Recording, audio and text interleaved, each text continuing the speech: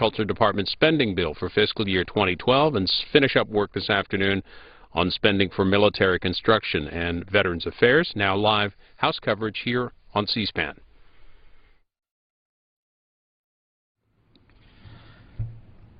Dear Heavenly Father, it is with praise and thanksgiving that we celebrate this day. As Psalms 118:24 reminds us, this is the day that the Lord has made. Let us rejoice and be glad in it. As we prepare for this session of the People's House, may the wisdom of the Almighty flow to the hearts and minds of all those entrusted with the preservation of our great democracy. May the Spirit of God cause our leaders to detest evil practices and embrace truth and righteousness. And may each government official be blessed with your protection and grace. And may the warmth and smile of the loving God find its place in each person's heart here today. We also ask for the protection of the great men and women serving around the world who defend our freedom. We pray these things in the sacred name of our holy God. Amen. The Chair has examined the proceedings of the last days. The Chair has examined the journal of the last day's proceedings and announces to the House his approval thereof, and pursuant to Clause 1 of Rule 1, the journal stands approved. Pledge of Allegiance today will be led by the gentleman from Rhode Island, Mr. Cicilline. I pledge allegiance to the flag of the United States of America and to the republic for which it stands, one nation, under God, indivisible, with liberty and justice for all. The Chair will entertain up to 15 one-minute requests. For what purpose does the gentleman from Indiana rise? Without objection.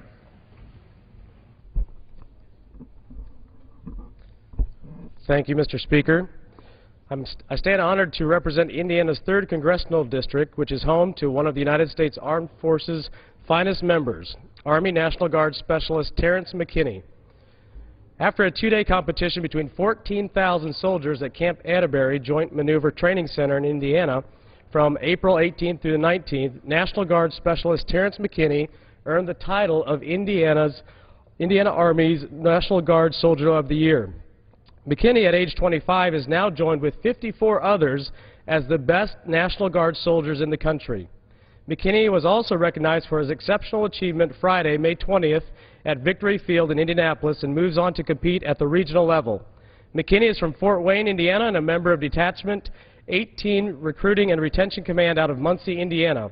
I congratulate Army National Guard Specialist Terrence McKinney for his achievements, and am proud of Indiana's 14,700 members of the Indiana Army and Air National Guard. We owe endless gratitude to these men and women in uniform who have devoted their lives to our security, brought justice to the leader of al-Qaeda, and continue to bring justice to those who seek to destroy us. And I'll yield back. Gentleman yields back his time. What purpose does the gentlewoman from Maine rise? Without objection, the gentlewoman from Maine is recognized for 1 minute. Thank you, Mr. Speaker.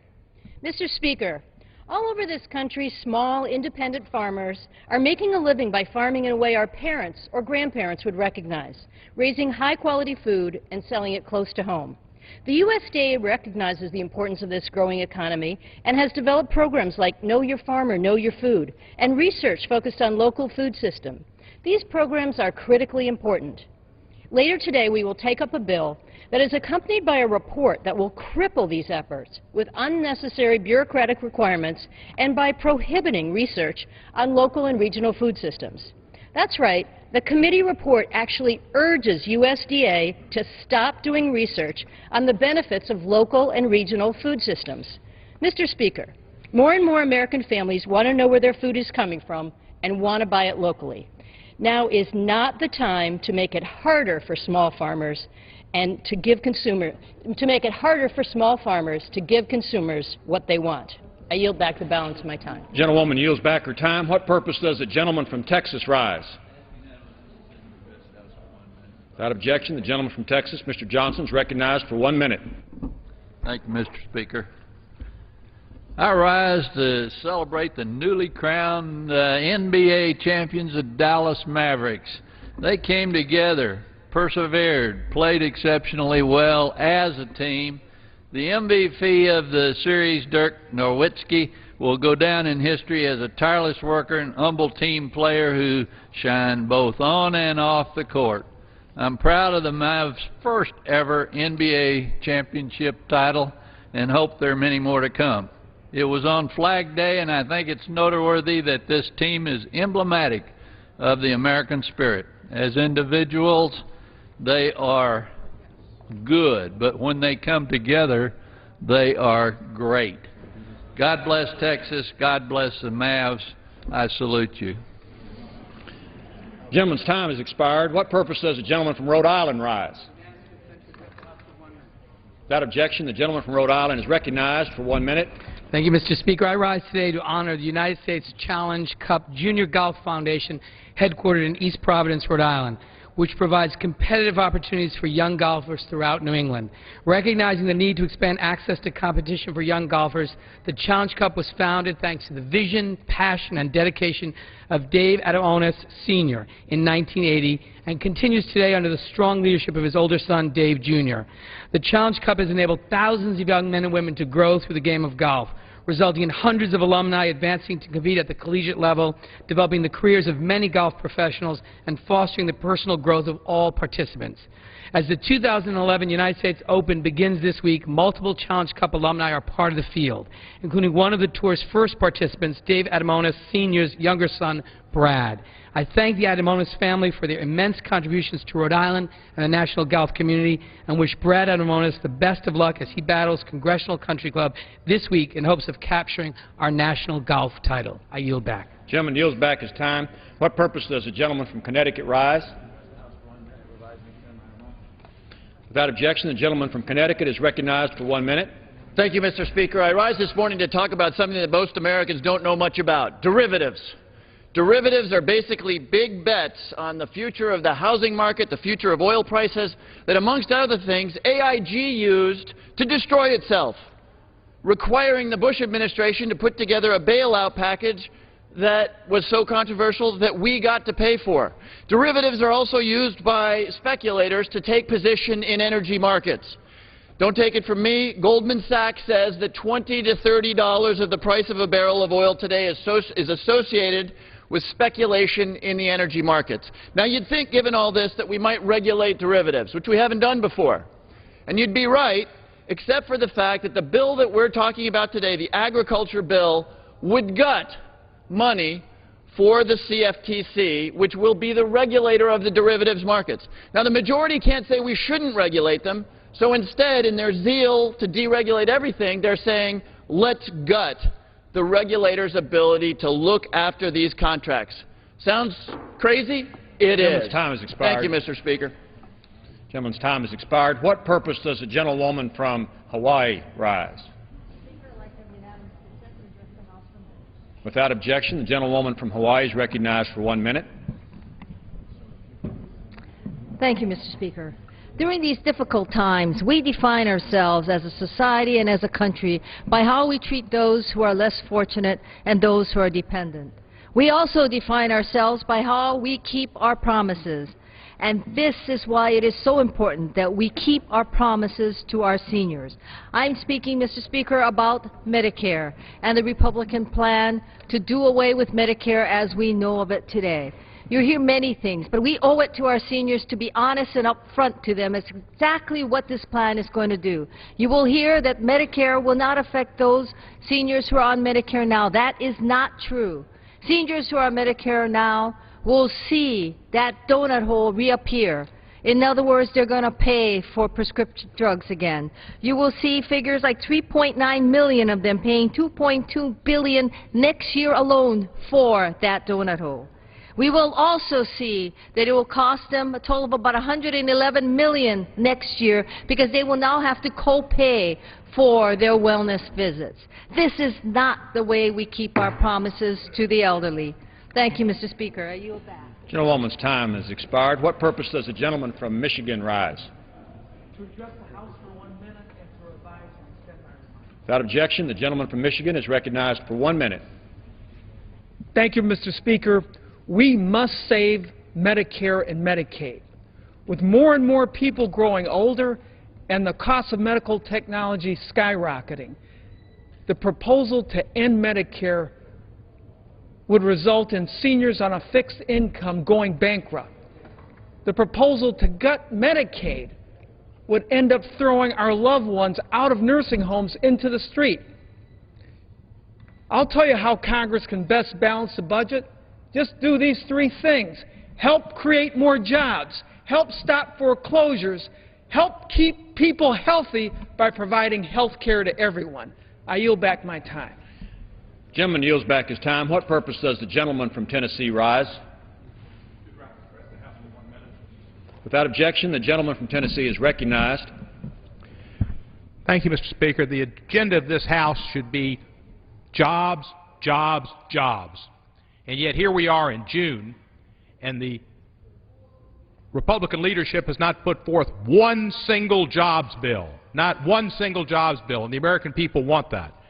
The Democrats have proposed a Make It in America program, a Make It in America agenda that will close tax loopholes that encourage U.S. jobs to go overseas.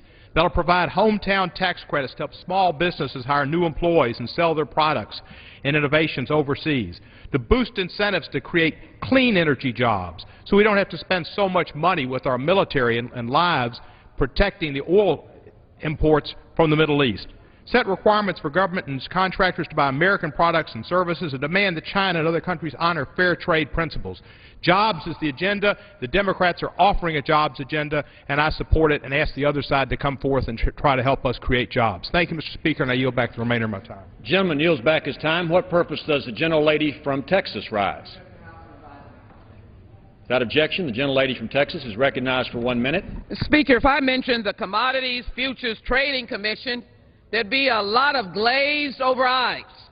But if I mentioned high gasoline prices and food prices that are going through the roof, the American public would understand that. So let me tell you that our Republican friends who want a sea of deregulation so that consumers won't be protected are attacking the body that regulates the speculation of gasoline prices and food. What does that mean? It means that every time you go to the grocery store as a working middle-class family, all you can see is the price of food going up, up, up.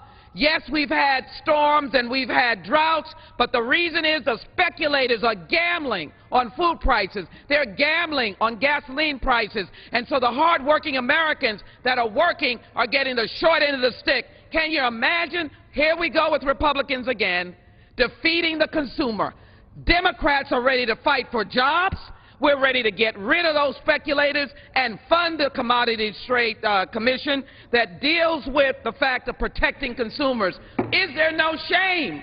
Is there no shame? Protect the consumers and fund the Commodities Commission. I yield back. Gentlewoman's time has expired. What purpose does the gentlelady from Ohio rise? 1 minute and rise and extend my remarks. Without objection, the gentlewoman from Ohio is recognized for 1 minute. Mr. Speaker, I rise today to call to attention a 90th birthday for an entrepreneur, a restaurant that, while it was in Wichita, Kansas in 1921, this restaurant came to Ohio, came to Cincinnati, and it's that little square hamburger, White Castle. And when you look at the Ingram family and what they've done across the nation with their idea of an entrepreneurship of just a little square hamburger, they are now 400 stores in 11 states. This is a family company, and it employs thousands of people. The crave that Mr. Ingram created in 1921 has grown in large part due to marketing, innovation, and adaptations of service. It has been reported that White Castle was the first fast food restaurant to advertise in newspapers. It developed cardboard cartons for hamburgers, French fries, drinks, and even invented its own small type of semi-permanent restaurant building. Mr. Speaker, White Castle was certainly a fitting name for this Ohio institution. Please join me not only in congratulating the Ingram family on the 90th birthday of White Castle, but to remind ourselves of the importance of jobs and entrepreneurship in the United States. Gentlewoman's time has expired. What purpose does the gentlewoman from Maryland rise? Without objection, the gentlewoman from Maryland is recognized for 1 minute. Thank you, Mr. Speaker. I rise today to discuss the Republican ending Medicare plan. Now, some on the other side have complained about the unfairness of characterizing the Republican plan as an end to Medicare. But, Mr. Speaker, I just call it like it is. And so here are the facts about the Republican Medicare ending plan. Seniors will pay approximately $6,000 more in out-of-pocket expenses, double their expenses today. They'll lose benefits. They'll be forced to negotiate, our seniors will be forced to negotiate with the big insurance companies under the Republican Medicare ending plan. Under their plan, the Republican plan, seniors will immediately reopen the prescription drug donut hole that we closed. And so, Mr. Speaker, this is not a mischaracterization. It's just speaking the truth to the power of the Republican Medicare ending plan to our seniors and to those who are approaching the age of 65. And so I rise today, Mr. Speaker, to say that Democrats are going to stand on the side of jobs, of working people, and on those who want to protect Medicare for future generations. And with that, I yield. Gentlewoman's time has expired. What purpose does the gentlelady from Alabama rise? To speak for 1 minute and to revise my remarks. Without objection, the gentlewoman from Alabama is recognized for 1 minute. Mr. Speaker, I rise today to recognize the passing of a great American. Catherine Tucker Wyndham was a steward of the community and one of Alabama's most beloved authors and storytellers. Mrs. Tucker was a master storyteller, author of 24 books, a playwright, an accomplished photographer, popular public television and radio personality, and a female reporter in a time when there were so few. Her spellbinding stories of life in Alabama and of the true Southern culture have captivated people all across this world. On a personal note, growing up in Selma, Alabama, where she lived and did most of her writing, I heard Catherine Tucker Wyndham tell her ghost stories, which captivated my imagination and encouraged me to read and write. Her stories were an integral part of my childhood, and for that I will be forever grateful. Over the years, Catherine Tucker Wyndham built a well-deserved reputation as a respected writer and reporter. She was a true treasure, and her stories were a gift to all of the people of the 7th Congressional District and the state of Alabama. Her writings will serve as an outstanding legacy for not only her incredible talent, but also for her boundless passion for the life of Alabamians. Therefore, I, Terry Sewell, the representative of the 7th Congressional District, do hereby recognize Mrs. Tucker for her numerous contributions to the life of those in the 7th Congressional District and the state of Alabama and our nation. And I ask those present to join me in honoring her and commending her for her many achievements throughout this nation. Thank you. Gentlewoman yields back her time. What purpose does the gentlelady from Texas rise? Without objection, the gentlewoman from Texas is recognized for 1 minute. Thank you very much, Mr. Speaker. I first again want to congratulate those Dallas Mavericks for winning the NBA championship and also to rise in opposition to the Republican plan to end Medicare. The Republican budget replaces Medicare with an underfunded voucher system that eliminates the guaranteed Medicare benefit for everyone under the age of 55. In Dallas and North Texas region, the Republican plan would increase the out-of-pocket cost of health care coverage by over $6,000 per year for 630,000 individuals under 55. The Republican plan would immediately cut benefits and would require seniors in my congressional district to pay an extra $47 million for prescription drugs over the next decade. I urge my colleagues to protect our seniors and defend them against these reckless attacks to their health care and economic security, and also their peace of mind. Thank you, Mr. Speaker, and I yield back. Gentlelady yields back her time. What purpose does the gentleman from Minnesota rise? To address the House for 1 minute. Without objection, the gentleman from Minnesota is recognized for 1 minute. Mr. Speaker, the American middle class wants Washington to create jobs and put unemployed people out of work back to work. But here we go again. The Republicans show that they aren't listening and that they don't really care about protecting the middle class. Today, Republicans are going to spend their time in Washington helping speculators inflate gas prices and food prices, making sure that oil companies keep getting unnecessary tax breaks. The agricultural appropriations bill to be considered today by the House is just another part of the Republican agenda to reward millionaires while leaving everybody else behind. Tucked away in the end of the appropriations bill we'll consider today is a provision that would cut money for the Commodity Futures Trading Commission. Now, what is the Commodity Futures Trading Commission? It's a cop on the beat. It's a cop on the beat whose job it is to make sure that the speculators don't drive up the price of commodities like gasoline, like food, like wheat, things like that. And at a time when the middle class is being squeezed by high gas prices, this is the wrong time to side with the millionaires and billionaires and against the American people. Expired. What purpose does the gentleman from Georgia rise?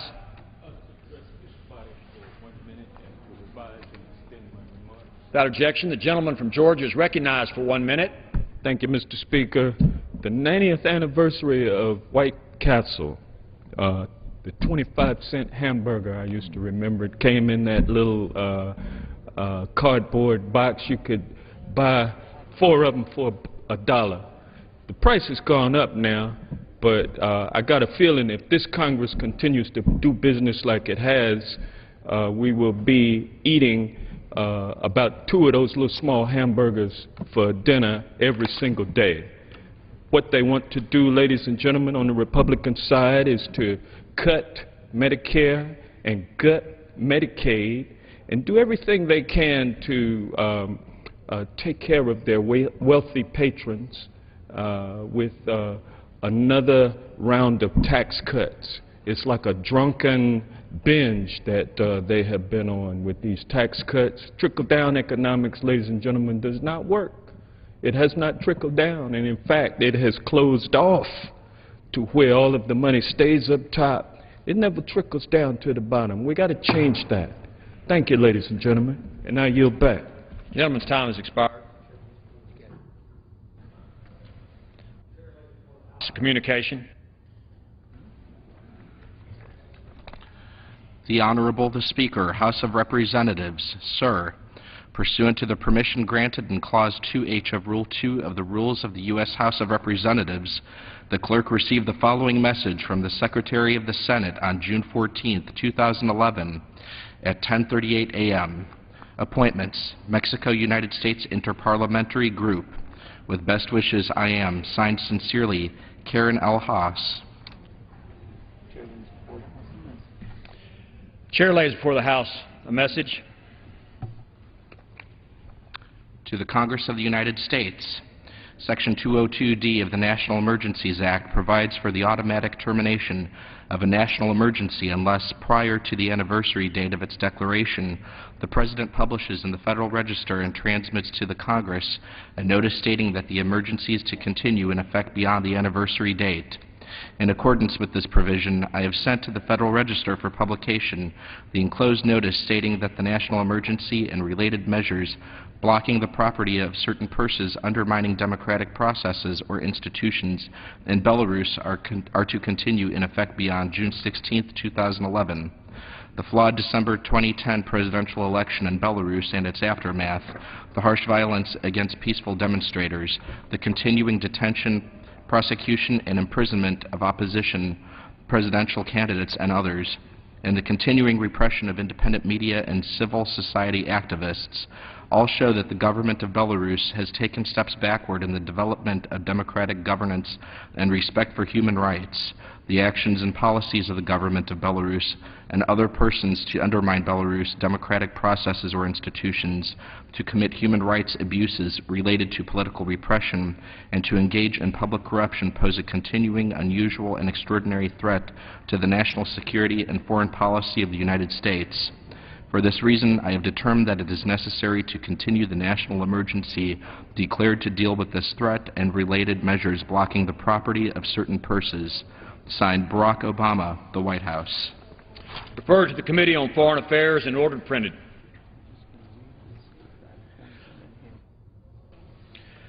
Pursuant to 22 U.S.C. 276 and the order of the House on January the 5th, 2011, the Chair announces the Speaker's appointment of the following members of the House to the Mexico-United States Interparliamentary Group. Mr. Mack of Florida, Mr. Nunes of California, Mr. Bilbray of California, Mr. Canseco of Texas. For what purpose does the gentlewoman from North Carolina rise? Thank you, Mr. Speaker. I ask unanimous consent that the proceedings during the former members program be printed in the congressional record and that all members and former members who spoke during the recess have the privilege of revising and extending their remarks. Without objection, so ordered. Thank you, Mr. Speaker. I ask unanimous consent to address the House for 1 minute for the purpose of making an announcement. Without objection. The Committee on Rules may meet the week of June 20th to grant a rule that could limit the amendment process for floor consideration of H.R. 2021, the Jobs and Energy Permitting Act of 2011. Any member wishing to offer an amendment must submit an electronic copy of the amendment and description via the committee's website. Members must also submit 30 hard copies of the amendment, 1 copy of a brief explanation of the amendment, and an amendment login form to the Rules Committee in room H312 of the Capitol by 5 p.m. on Monday, June 20, 2011. Both electronic and hard copies must be received by the date and time specified. Members should draft their amendments to the text of the bill as ordered, reported by the Committee on Energy and Commerce, which is available on the Rules Committee website. Members should use the Office of Legislative Counsel to ensure that their amendments are drafted in the most appropriate format. Members should also check with the Office of the Parliamentarian, the Committee on the Budget, and the Congressional Budget Office to be certain their amendments comply with the rules of the House and the Congressional Budget Act. If anyone has questions, they are asked to please contact the Committee on Rules. Objection so ordered. For what purpose does the gentlewoman from North Carolina rise? Mr. Speaker, by direction of the Committee on Rules, I call up House Resolution 300 and ask for its immediate consideration. The clerk will report the resolution. House Calendar Number 45, House Resolution 300. Resolved that at any time after the adoption of this resolution, the Speaker may, pursuant to Clause 2B of Rule 18, declare the House resolved into the Committee of the Whole House on the State of the Union for consideration of the bill H.R. 2112, making appropriations for agriculture, rural development, food and drug administration, and related agencies programs for the fiscal year ending September 30th, 2012, and for other purposes. The first reading of the bill shall be dispensed with. All points of order against consideration of the bill are waived. General debate shall be confined to the bill and shall not exceed 1 hour, equally divided and controlled by the chair and ranking minority member of the Committee on Appropriations. After general debate, the bill shall be considered for amendment under the 5-minute rule. Points of order against provisions in the bill for failure to comply with Clause 2 of Rule 21 are waived except for Sections 740, 741, 743, and 744. During consideration of the bill for amendment, the chair of the Committee of the Whole may accord priority and recognition on the basis of whether the member offering an amendment has caused it to be printed in the portion of the congressional record designated for that purpose in Clause 8 of Rule 18. Amendments so printed shall be considered as read. When the committee rises and reports the bill back to the House with a recommendation that the bill do pass, the previous question shall be considered as ordered on the bill, and amendments thereto to final passage without intervening motion except one motion to recommit with or without instructions. The gentlewoman from North Carolina, Ms. Fox, is recognized for 1 hour. Thank you, Mr. Speaker. For the purpose of debate only, I yield the customary 30 minutes to the gentleman from Massachusetts, Mr. McGovern, pending which I yield myself such time as I may consume. Without objection. During consideration of this resolution, all time yielded is for the purpose of debate only. Mr. Speaker, I ask unanimous consent that all members have 5 legislative days to revise and extend their remarks. Without objection. Gentlewoman is recognized. Mr. Speaker, House Resolution 300 provides for an open rule providing for consideration of H.R. 2112, a bill which makes appropriations for agriculture, rural development, Food and Drug Administration, and related agencies programs for the fiscal year ending September 30, 2012, and for other purposes. Mr. Speaker, Republicans have offered yet another open rule on this legislation, something we did not see when Democrats were in the majority for 4 years. House Republicans are keeping their promise to the American people by submitting a bill that contains no earmarks. House Republicans are keeping their promise to reduce spending and rein in the federal deficit, which threatens our very existence as a free country. This bill addresses many of the glaring inefficiencies of Washington by reducing wasteful and redundant programs. Mr. Speaker, this is a bill that, under the control of the Liberal Democrats, kept growing and growing. In fiscal year 2008, this same bill had a price tag of $90.8 billion. A year later, fiscal year 2009, the Liberal Democrats increased spending by 14% to $103.3 billion. And for fiscal year 2010, yet another liberal hike in the cost of appropriations to the taxpayer to the tune of $125 billion, representing a whopping 21% increase in spending. The Liberals claim that any cuts in spending for any program covered by this bill drives more people into hunger. Strange that they did not say that last year when these very same Liberal Democrats cut $562 million from WIC so that they could spend it in unrelated matters. There's only one example of the lack of leadership, courtesy of our friends across the aisle. Lest we forget, it was their failed policies that ruined the economy when they were in charge of the power of the purse. Their habitual and unending spending increases have not helped the economy as they had promised, but rather have saddled our children and grandchildren with outrageous debt to pay off. With better fiscal stewardship, our economy would be stronger and our country's job creators would be able to provide the jobs that our nation's workforce is hungry for. According to the Bureau of Labor Statistics, in January 2007, the month that the Democrats took over Congress, unemployment was at 4.6%. Mr. Speaker, let me repeat that. According to the Bureau of Labor Statistics, in January 2007, the month the Democrats took over Congress with a Republican president, unemployment was at 4.6%. That number has nearly doubled under the eyes of the Liberal Democrats and the Obama administration. Last year, the Democrats failed to pass a budget or any appropriations bill. There has been a complete lack of leadership on their side of the aisle and at the White House. While it got very little publicity from the lamestream media, the Senate this year overwhelmingly rejected President Obama's budget proposal on a unanimous vote of 97-0. Unanimous opposition to the President's budget and nothing said about it in the press. The Republican House budget that we sent to the Senate fared much better than the President's budget. Again, Mr. Speaker, we've seen nothing but a lack of leadership from the administration and the Liberal Democrats in Congress. The bottom line is that if we do not make sound and responsible fiscal decisions that focus on reducing spending and making the government leaner and more efficient, we risk forfeiting control of our own purse to debtor nations.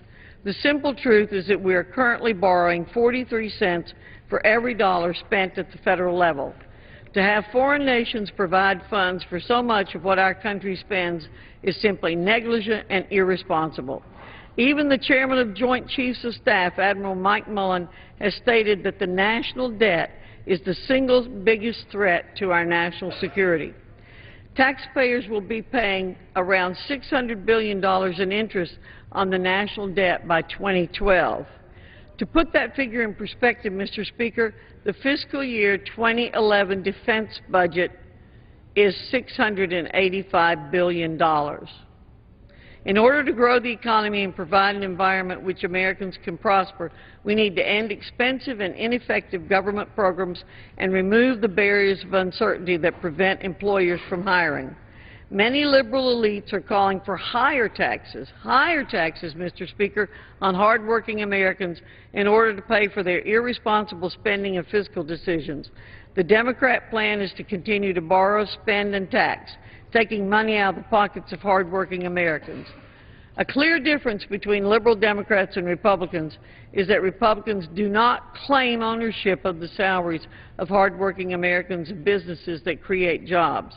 Elite Democrats believe that they are entitled to take money from Americans and small businesses in order to carry out their liberal agenda, and job creators are left with whatever the liberal elites deem is necessary for them. You cannot help the job seeker by punishing the job creator with higher taxes and more government red tape. Mr. Speaker, American businesses need a clear perspective of what the future holds in order to create American jobs and strengthen our economy. The uncertainty and mixed messages that the Obama administration provides is completely counterproductive to achieving any kind of economic prosperity. President Obama's economic policies have consisted of bullying businesses to help union allies, such as the case in South Carolina, where the NLRB is telling a private company where to do business for the benefit of big labor bosses at the expense of 1,000 jobs in South Carolina. When Americans needed a jobs agenda, President Obama and the elite Democrat-controlled Congress gave them a spending agenda.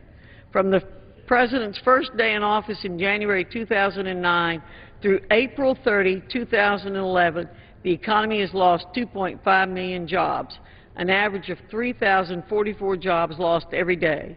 According to the Bureau of Labor Statistics, 150,000 new jobs are needed to be created each month just to keep up with population growth.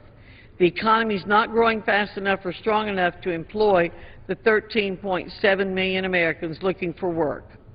But the liberal elites seem content on sitting back and watching agencies expand the bureaucracy by coming out with an unending stream of job-killing regulations. This in no way helps create confidence in American business, jobs, or economic prosperity. The Democrat elites indeed have made history. The result of their liberal agenda has been historic trillion-dollar deficits, historic debt, and historic unemployment. Mr. Speaker, we must empower America's job creators, small businesses, families, and entrepreneurs to lead us to real job growth. More wasteful Washington spending isn't the solution. That's why Republicans propose saving Americans over $800 billion worth of tax increases by repealing Obamacare and by adopting the appropriations bills that we are proposing now. With that, Mr. Speaker, I reserve the balance of my time. The gentlewoman from North Carolina reserves the balance of her time. The gentleman from Massachusetts is recognized. Thank you, Mr. Speaker, and I thank the gentlewoman from North Carolina for yielding the customary 30 minutes, and I yield such time as it may consume. Without objection. Mr. Speaker, before I get into my statement, I just, for the record, would like to point out to the gentlelady that, you know, in response to her very political and partisan remarks, I want to remind her that George Bush came into office in 2000. Republicans were in charge of both the House and the Senate until 2006. And so if you want to point fingers at why this economy is in a ditch, I would suggest that my Republican friends look in the mirror. Mr. Speaker, budgets are moral documents. Budgets lay out our priorities, document what we think is important for our country to succeed and our citizens to thrive. A few months ago, this Republican-controlled House made a statement by passing the Ryan budget. With that vote, House Republicans showed that they want to end Medicare as we know it, but their budget did more than just undermine Medicare. It set the stage for the appropriations process. So here we are today to begin consideration of the FY 2012 Agriculture Appropriations Bill. This bill, while not as high profile as some others, is one I believe to be of critical importance to our nation and to the world. It funds many of the programs that keep our nation and many parts of the world from going hungry. It deals with the most helpless people, the most vulnerable people in our country and in the world. It protects the food supply so that our children and families don't have to worry about contaminated food. And it provides important funds for rural America, including critical funds for broadband internet access and other rural development programs. Mr. Speaker, this bill is important in many, many ways. But like the Ryan budget, the FY 2012 Agriculture Appropriations Bill, as written by the Republicans, is just plain wrong. This allocation is unworkable. So, quite frankly, I don't care if you have an open rule or a super-duper open rule or a quadruple bypass rule. Doesn't make any difference, because this bill, as written, is unfixable. The only way to help programs that they cut that feed hungry people is to cut from other programs that feed hungry people. So there is no way to make this bill better. And the bill as written, Mr. Speaker, in my opinion, is morally indefensible. Instead of making investments in our nation's agriculture and anti-hunger programs, this bill slashes funds for WIC, CSFP, TFAP, PL480, and the food safety programs. And those aren't just meaningless acronyms. WIC is the Women, Infant, and Children's Program. Funds from WIC provide food and nutrition education to pregnant women, newborn children, and kids up to 5 years of age. CSFP is the Commodity Supplemental Food Program, and it helps put food on the tables of America's senior citizens. TFAP is the Emergency Food Assistance Program, and it provides assistance to food banks that are struggling with decreased donations and increased demand during these difficult times. PL480 is the program that helps provide American-grown food to hungry and impoverished people in developing nations around the world. It's known as Food for Peace. And the food safety programs protect our citizens from foodborne bacteria like E. coli and Salmonella. Taken together, cuts in domestic anti-hunger programs total more than $500 million. Add in the cuts to PL 480 and the McGovern-Dole school feeding program, and the cuts add up to well over $1 billion to programs, again, that provide food to hungry people here at home and around the world. Mr. Speaker, as written, this is a pro-hunger bill. There is no other way to say it. And no matter what anyone says, this bill will increase hunger here at home and around the world. A vote for this bill is a vote to willfully allow people in America and around the world to go without food. A vote for this bill is to take food from children and seniors, to allow food banks to open with half full and empty shelves. These aren't just freezes in current spending.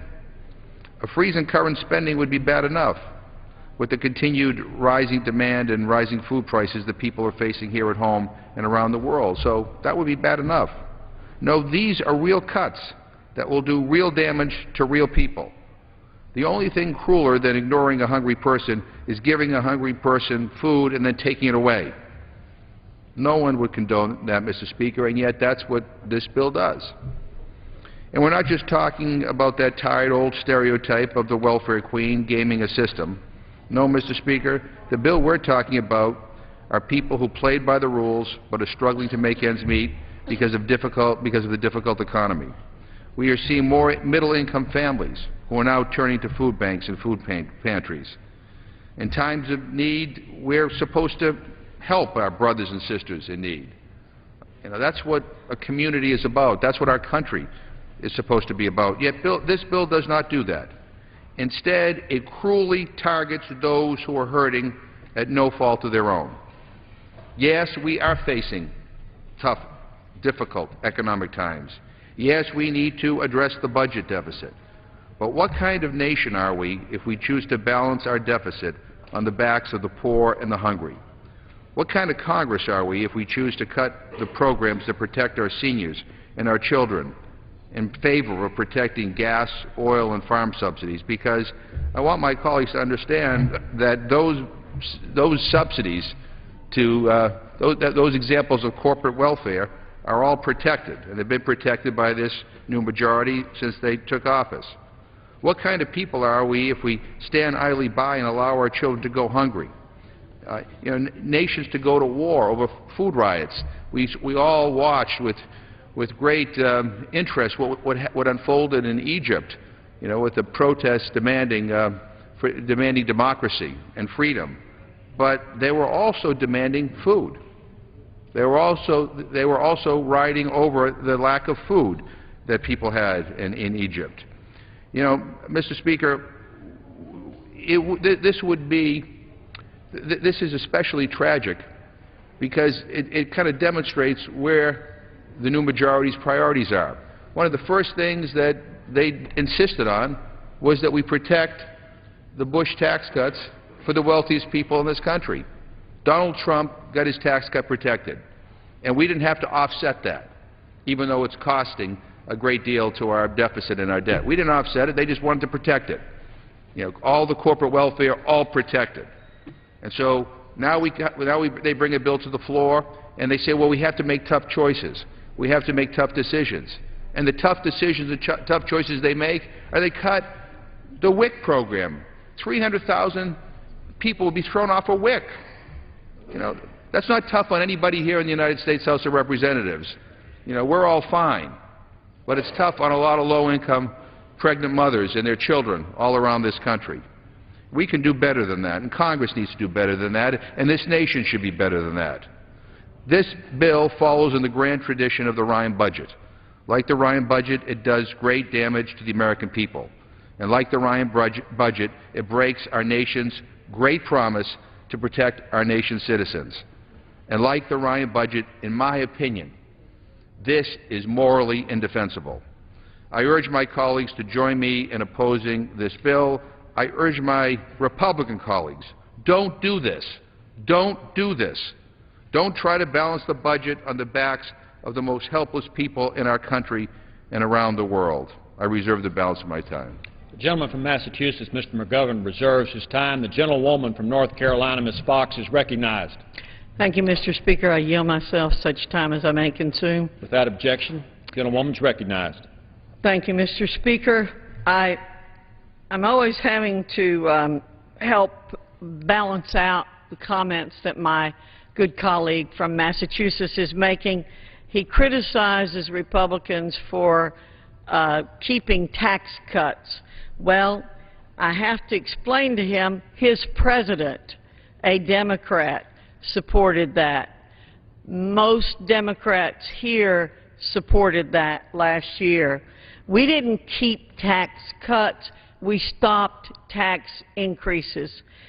Even the president and his people have a little sense about economics, that if you raise taxes in the middle of a terrible economic situation, you create problems. I'd also like to point out to my friend from Massachusetts, they were in charge for 4 years. It was during those 4 years that we got into the mess that we got into. They controlled both houses of Congress, and they controlled the presidency for 2 years of that. And yet they didn't stop any of these things that they had talked about. I will when I've completed my comments. I appreciate that. But he refers to this legislation as the pro-hunger bill. This tired claim that Republicans are intent on starving children by our liberal friends really goes beyond cliches now. But putting that aside, my friend from Massachusetts needs to understand if he really cares about funding for federal food programs, he should vote for the underlying bill. Why? Because it provides $6 billion for the WIC program. And let me point out again that last year my colleague from across the aisle voted to cut the WIC program for a totally unrelated program of over $500 million. $68.2 billion for food stamps, $180 million for the McGovern-Dole food program, $18.8 billion for the child nutrition program. Perhaps these aren't the funding levels he'd like to see, but I think my colleague knows that legislating is the art of compromise, and there are plenty of members who would like to see deeper cuts to further enhance efficiencies in this program. The bottom line is that by voting against this bill, using his logic, Mr. McGovern is actually voting to starve the children and to create more hunger by denying over $93 billion in overall federal food assistance to the hungry people that he claims to support.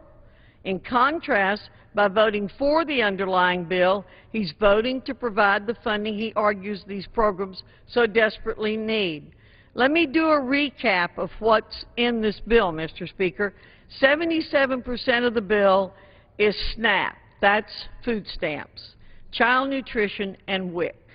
Child nutrition programs will receive $18.8 billion in mandatory funding this year. That's funding that's on autopilot. This covers 68% of all school lunches and 85.5% of all school breakfasts, either free or at a reduced rate.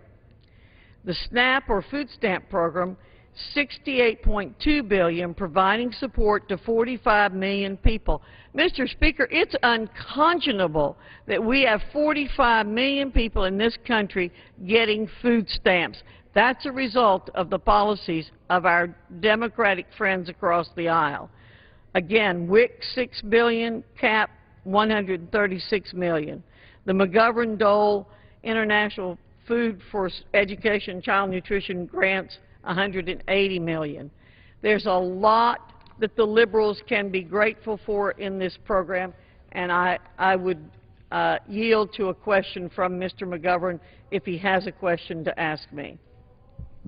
I would just simply say to the gentlelady that, again, I would reiterate my view that this bill is morally indefensible the way it was written. The gentlelady talks about WIC. Under the cuts in this bill, and I say conservatively, between 200,000 and 350,000 low-income women and children will be thrown off of WIC. You know, I mean, you mentioned the McGovern-Dole school feeding program. The monies you cut in that program would mean that we would serve 5 million less children. My time, Gentlewoman Mr. Speaker, reclaims her time. The gentlewoman is the recognized. gentleman will have plenty of time under his time to make the comments that he wants to make. I was more than willing to answer a question, but he will have time to make those comments when it's his turn. I'd now like to yield 3 minutes to my colleague from Indiana, Mr. Stutzman. The gentleman from Indiana is recognized for 3 minutes. Thank you, Mr. Speaker, and I thank the gentlewoman for yielding. I find it very interesting in listening to the discussion here today about whose responsibility it is to feed those who are hungry. And I don't think anybody on this floor would say that we don't want to help someone who is in need of food or of basic essential services. I think that what this is a discussion about the difference in philosophy in Washington about the role of government in Washington. There's plenty of blame to go around for all of the spending that's come out of Washington over the last decade, last 30 years, actually. What we're doing is we're sinking our nation and our children, the children that we're talking about and who we want to help and feed. We're actually giving them over $40,000 of debt. Each child that is born in this country is saddled with $40,000 of debt because of government spending that continues to grow more and more every year. I can tell you as an American farmer in Indiana that myself and many other American farmers and individuals are much better suited to help those who are in most need in helping in the community, donating food, being a part of a food pantry. We are a generous nation.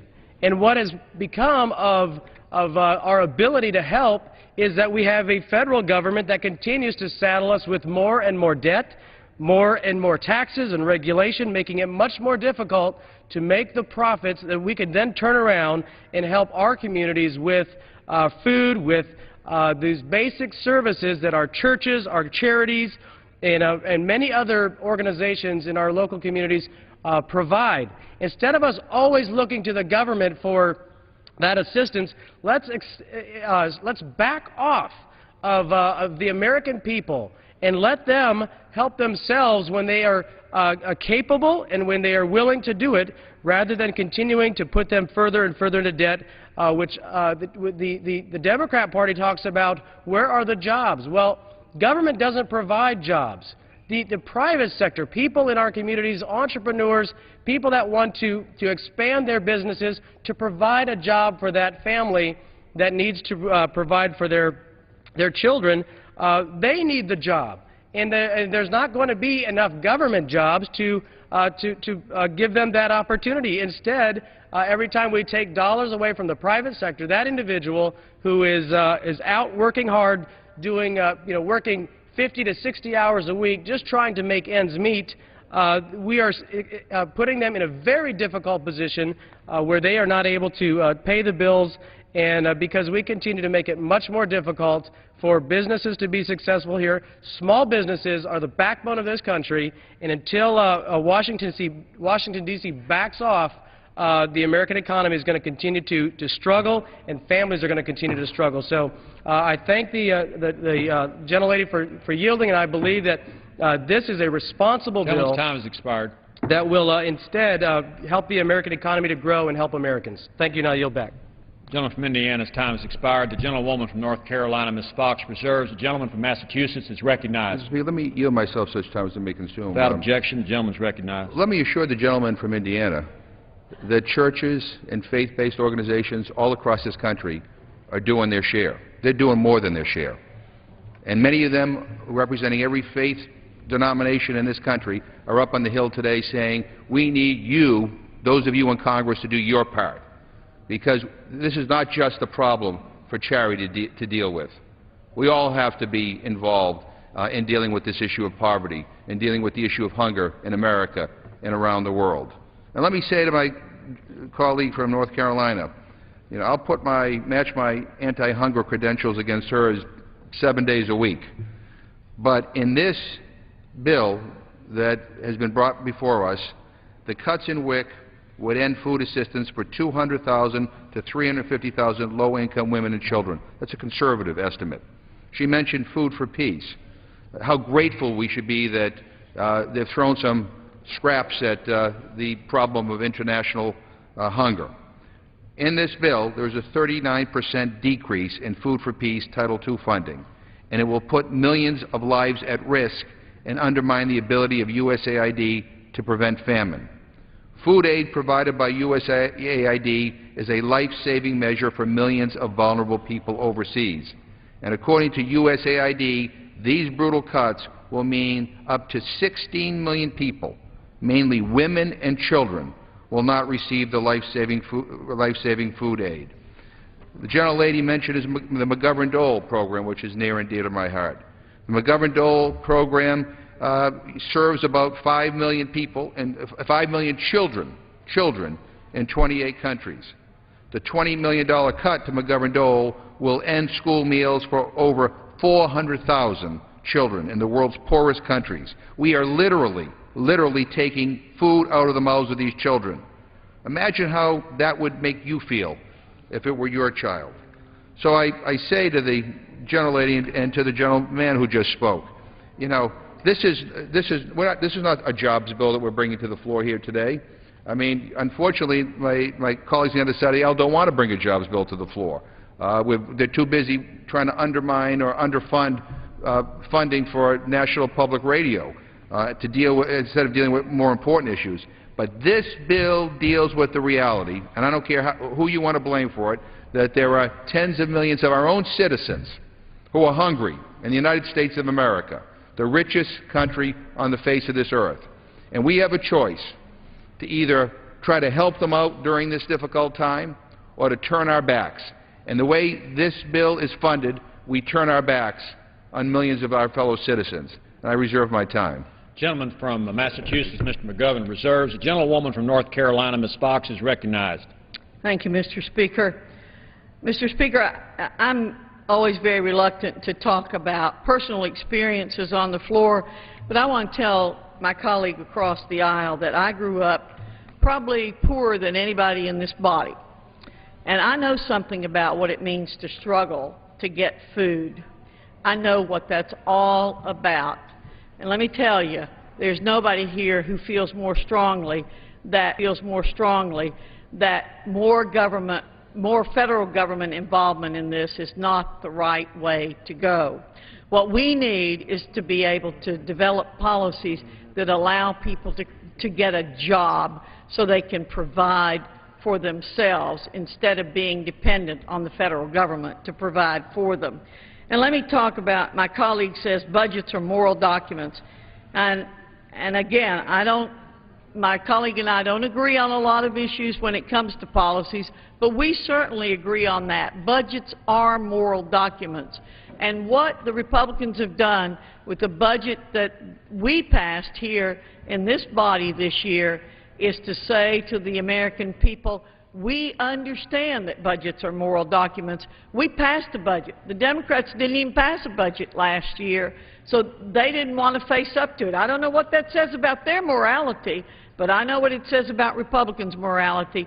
We have a strong sense of morality. We passed a budget. We're being honest with the American people. We're telling them, you cannot continue to spend above your means. The average person understands that. And we are going to be honest, continue to be honest with the American people. We're going to cut inefficient government programs wherever we can. Let me say, Mr. Speaker, that right now, if you are a 3-year-old child in this country, there are 12 federal feeding programs to serve you. If you're a 10-year-old, there are 9 federal feeding programs. If you're 65 years old, there are 5 federal feeding programs. We do not lack for programs to help take care of the hungry people in this country, Mr. Speaker. What we lack is efficiency in our programs, and Republicans are going to do all that we can to make sure that we bring efficiency and effectiveness to whatever programs are funded here. And I'd now like to yield 3 minutes to my colleague from Kansas, Mr. Yoder. Tom Graves, Georgia. I apologize to Mr. Graves from Georgia. The gentleman from Georgia, Mr. Graves, is recognized for 3 minutes. Thank you, Mr. Speaker.